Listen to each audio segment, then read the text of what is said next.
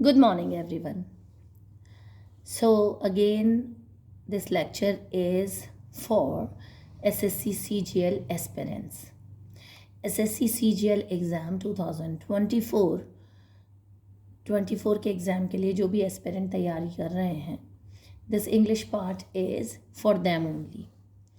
और आज हम लोग बात करेंगे द मोस्ट अप्रोप्रिएट ऑप्शन, किसी भी ब्लैंक के अंदर एकदम अप्रोप्रिएट ऑप्शन जो होते हैं उन्हें कैसे फिल किया जाए और वो किस तरह के क्वेश्चंस होते हैं।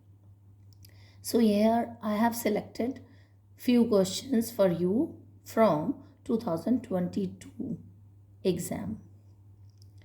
ये जो most appropriate option to fill in the blank वाले जो क्वेश्चंस होते हैं, इसमें वो आपसे ग्रामर पूछ सकता है, वोकेबलरी पूछ सकता है, राइट और वोकेबलरी के साथ में कुछ सेंटेंस में कुछ एक्सप्रेशंस होते हैं, वो एक्सप्रेशन के ऊपर बात कर सकता है। सो इस तरह के क्वेश्चंस आते हैं और यहीं पर ऐसे क्वेश्चंस में आपको देखना है कि ग्रामर पूछा जा रहा है या वोकेबलरी पूछी जा रही है या फिर कोई एक्सप्रेशन है, राइट। सो हम लोग क्वेश्चन टू क्वेश्चन देखते हैं और इसे समझने की कोशिश करते हैं कि कैसे क्वेश्चंस आएंगे और उनके आंसर्स कैसे मिलेंगे। So first question says select the most appropriate adverb to fill in the blank. यहाँ पर सीधे सीधे ग्रामर पूछी गई है। आपको अप्रोप्रिएट जो एडवर्ब है वो आपको ढूंढना है ब्लैंक भरने के लिए। सो सेंटेंस जो है आपका वो ये आ रहा है, they supplied the required human resource dash. 4 option है आपके पास में, faultlessly, heavy, clear and able. They supplied the required human resource, उन्होंने जो रिक्वायर्ड, ऐसा जो ह्यूमन रिसोर्स जिसकी रिक्वायरमेंट थी, जिसकी ज़रूरत थी, उसे सप्लाई किया। They supplied the required human resource faultlessly. Human resource heavy, human resource clear, human resource able. देखिए टीयर 1 के जो क्वेश्चंस आते हैं इंग्लिश के, वो बहुत ज़्यादा डिफ़िकल्ट क्वेश्चंस नहीं होते। क्यों नहीं होते? क्योंकि इसमें वो आपकी जनरल चीज़ें पूछ रहा है कि आपका एक जनरल वे में आपको इंग्लिश का कितना नॉलेज है। लाइक अगर इस क्वेश्चन को आप ध्यान से देखेंगे तो आपको तुरंत ही समझ में आ जाएगा, फॉल्टलेसली एकदम अप्रोप्रिएटली फिट हो रहा है यहाँ, लेकिन हैवी, क्लियर और एबल नहीं बन रहे। ऑल्दो इनके मीनिंग भी आपको देखने होंगे तभी आप आंसर फिल करें, अदरवाइज आंसर गलत होने की बहुत पॉसिबिलिटी बन सकती है।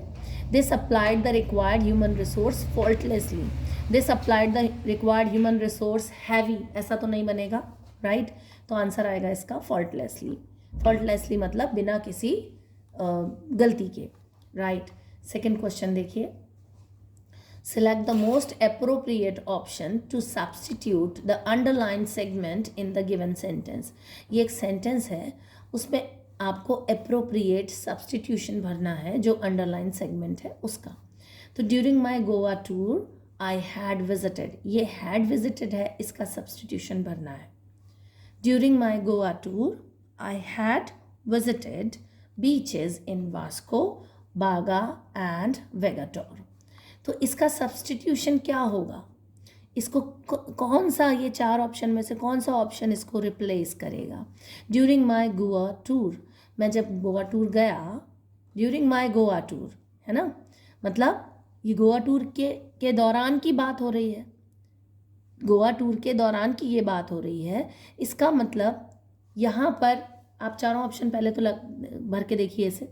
During my Goa tour I visited beaches, या आई हैव विजिटेड बीचेस, या I was visited beaches, I had visited beaches. अगर हैड विजिटेड कर देते हो तो यहाँ तो कोई सब्सटीट्यूशन आ ही नहीं रहा है, ये भी हैड विजिटेड है, ये भी हैड विजिटेड है, तो ये तो पहले एलिमिनेट कर दीजिए। वॉज विजिटेड जो है, वॉज विजिटेड में तो आई वॉज विजिटेड, ये तो पैसिव में जा रहा है, तो इसको आप एलिमिनेट कर दीजिए, जिसका मीनिंग ही एकदम अलग निकलेगा। हैव विजिटेड, हैव विजिटेड क्यों आएगा या क्यों नहीं आएगा, इस पर बात करते हैं। ड्यूरिंग माई गोवा टूर, मेरे गोवा टूर के दौरान, आई हैव विजिटेड बीचेस, तो ये गोवा टूर की तो पहले से बात हो रही है, हैव विजिटेड कैसे आएगा? During my tour of Goa, this introductory phrase sets the context for the rest of the sentence. इसने एक कॉन्टेक्स्ट तो बना ही दिया ना पूरे सेंटेंस के लिए. Indicating the time and the place of the experience. Time past का बता रहा है वो. अब पास्ट का बता रहा है तो पास्ट में दो ही चीज़ें थी अपने पास में, विजिटेड और वॉज विजिटेड. जैसे वॉज विजिटेड लगा देते हैं तो पैसिव बन जाता है और उसका मीनिंग ही अलग निकलता है. विजिटेड आएगा यहाँ क्योंकि दोनों पास्ट वाले दो ऑप्शन है जिसमें से एक को तो हमने एलिमिनेट ही कर दिया था. During my tour of Goa, ये अपने आप में टाइम और प्लेस बता दिया है. I visited the beaches. This straight forward and active construction makes it clear that you were the one visiting the beaches, adding the direct and clear tone. तो I visited आएगा यहाँ. During my Goa tour, I visited beaches in Vasco Baga and Vegator. Right? Third question देखिए. Select the most appropriate option to fill in the blank. अब appropriate option में आपसे word पूछा है, vocabulary का question है ये. The countries dash rapid. The country's dash rapid has led to a rise in many people's standard of living. The country's growth rapid. Sorry, ये this wait for a moment. यहाँ पर आएगा, यहाँ एक blank आएगा, right? ये जो blank है, this side it will go this side. यहाँ, ठीक है. So it will go this side. यहाँ नहीं आएगा आपका, ब्लैंक इधर आएगा. Okay. Select the most appropriate option to fill in the blank. The country's rapid, what would come over here? The country's rapid idea has led a rise in many people's standard of living. Country का जो rapid idea था, idea मतलब जो rapid विचार था, idea मतलब concept, notion, thought या concept, understanding, believe, ये आइडिया के सिनोनिम्स हैं.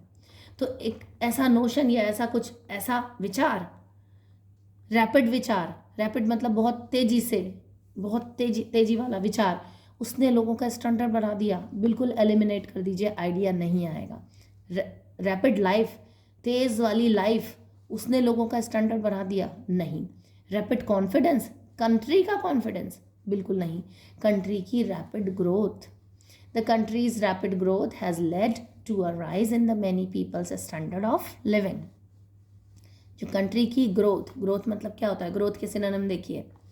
ग्रोथ, पहले इन सभी के सिनोनिम्स देखेंगे. ग्रोथ के सिनोनिम क्या होता है वो देखते हैं. Growth means development, expansion, progress, advancement, maturation, evolution, ये होती है ग्रोथ. आगे बढ़ना, तरक्की करना, एक्सपेंशन करना, डेवलपमेंट करना, दिस इज़ ग्रोथ. तो कंट्री की जो तेज़ी से जो ग्रोथ हुई है ना, उसने लोगों का स्टैंडर्ड बढ़ा दिया. लेकिन सिनोनिम हम सभी वर्ड्स के देखेंगे. Idea means concept, notion, thought, right, understanding, believe.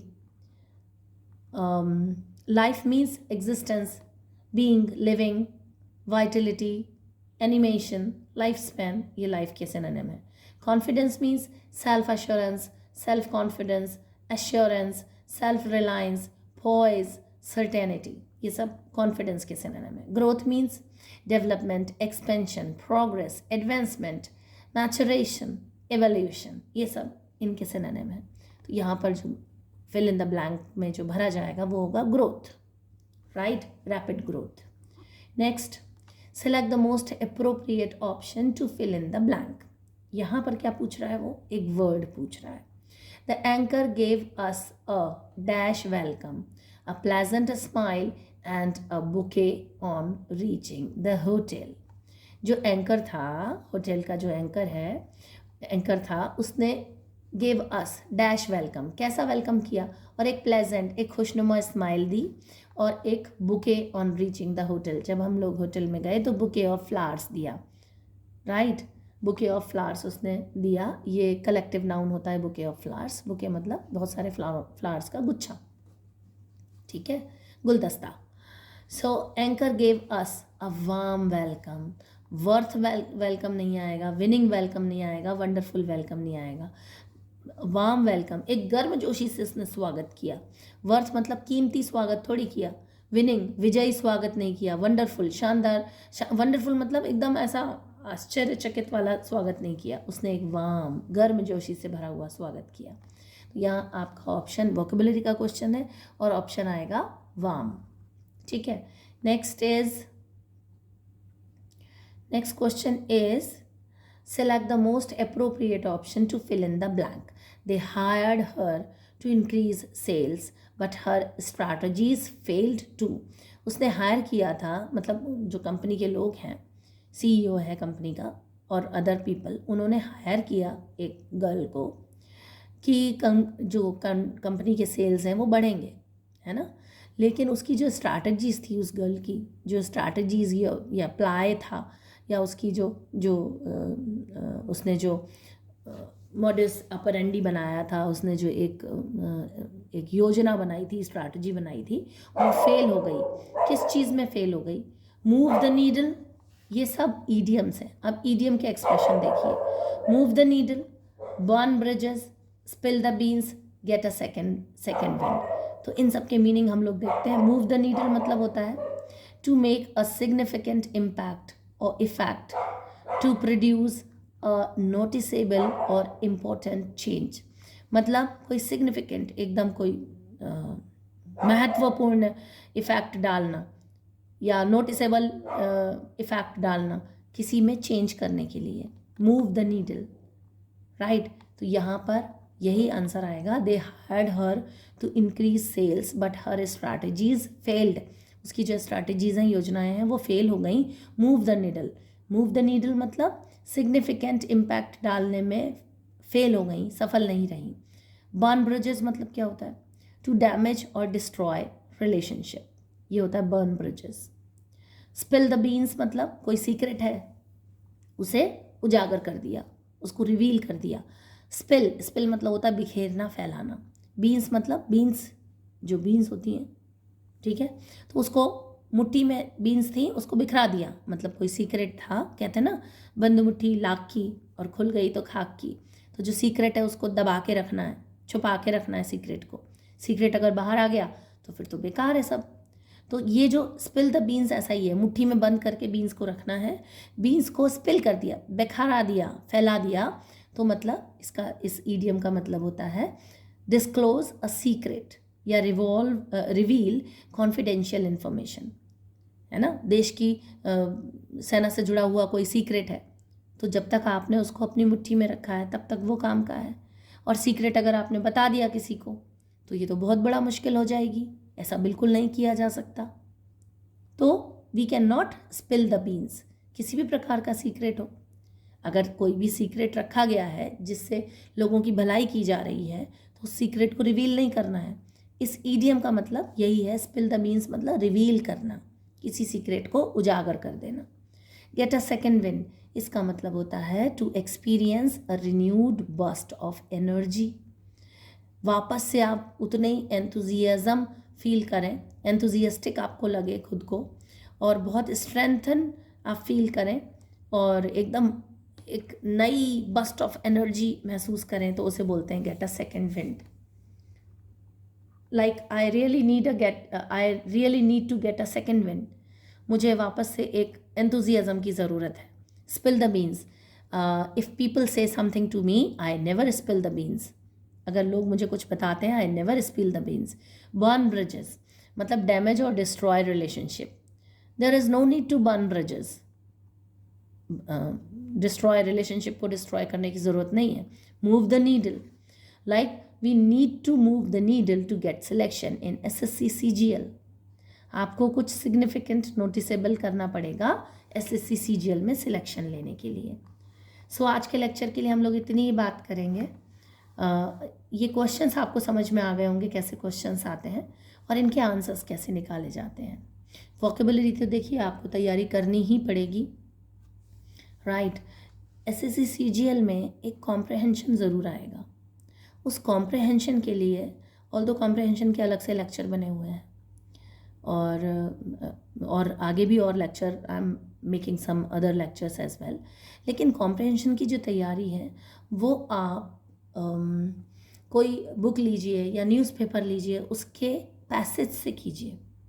Passage पढ़िए और पढ़ के समझिए, and then you can find out, आपको वोकेबुलरी समझ में आने लग जाएगी, आपको सेंटेंस स्ट्रक्चर समझ में आने लग जाएगा। एक्चुअली नेक्स्ट वाला जो वीडियो आएगा ये कॉम्प्रहेंशन पर ही आएगा, और कॉम्प्रहेंशन कैसे किए जाते हैं, कैसे उनके सही आंसर्स निकलते हैं, कितनी जल्दी हमें उन्हें पढ़ना है और समझना है, उन सब पर बात करेंगे। ये जो फिल इन द ब्लैंक वाले क्वेश्चंस हैं आज हम लोग यही कर रहे हैं। अगर आपको लग रहा है कि कुछ और इसमें ऐड ऑन करना है, कोई चीज़ नहीं समझ में आ रही है, तो आप कमेंट सेक्शन में जाके कमेंट कर सकते हैं। और टेलीग्राम चैनल से जुड़ जाइए, उसका टेलीग्राम चैनल का लिंक जो है आपको डिस्क्रिप्शन बॉक्स में मिल जाएगा। चैनल को ज़रूर सब्सक्राइब कर लीजिए, it's a motivation for me. In this way I can understand that I am going to a right path, and मतलब एस्पिरेंट्स को समझ में आ रहा है और उन्हें कुछ फ़ायदे मिल रहे हैं इससे, उनके एग्ज़ाम के पॉइंट ऑफ व्यू से उन्हें चीज़ें उनके लिए क्लियर हो रही हैं। तो अगर ऐसा है तो आप प्लीज़ कमेंट सेक्शन में जाके कमेंट कीजिए, it's really a motivation for me. Channel को ज़रूर सब्सक्राइब कर लीजिए और वीडियो को लाइक कीजिए, शेयर कीजिए, अपनी तैयारी जारी रखिए, पढ़ते रहिए, keep learning. Thank you so much.